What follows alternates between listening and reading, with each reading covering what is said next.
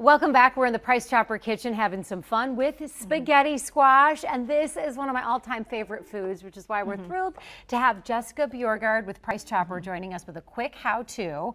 You brought the spaghetti squash.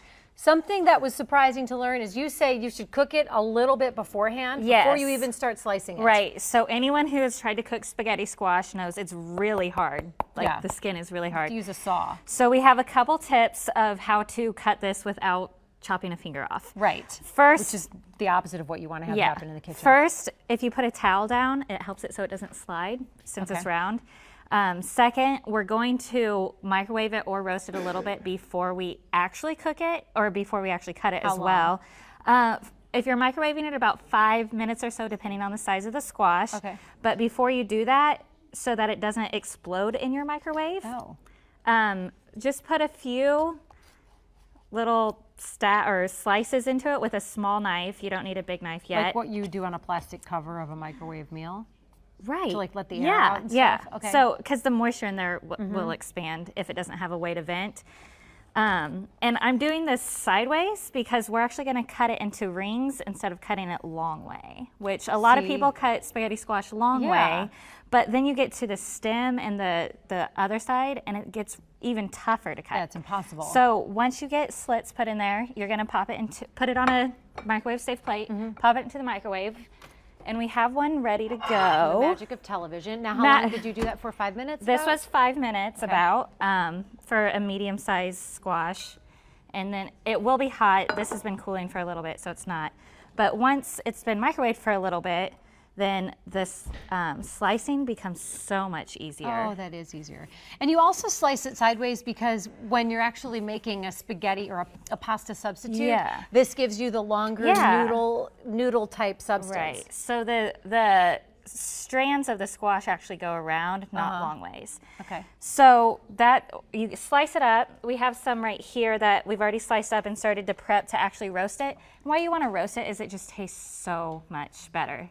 You can microwave it whole for like about 20 minutes and you have it cooked, but it tastes way better in the oven. How long do you roast it for? About 30 minutes, 30 to 40 minutes, depending on how done you want it. You know, if you want it like al dente, you want it a little bit crispier, then do it less, about 30 minutes. And if you want temperature? It at 400. Okay. So preheat your oven to 400 degrees before you get started. Here, once we get it all the seeds out, you just got to scrape them out. They come out pretty easy. Then you'll brush it with some olive oil.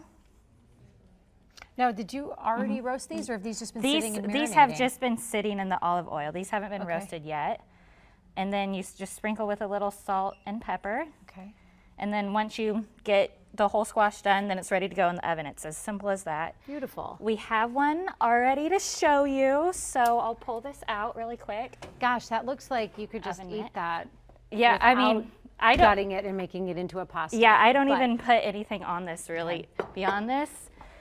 But if you want to make it into a spaghetti-ish dish, I should have grabbed a fork. I don't have one. Make sure these aren't super hot. They're not.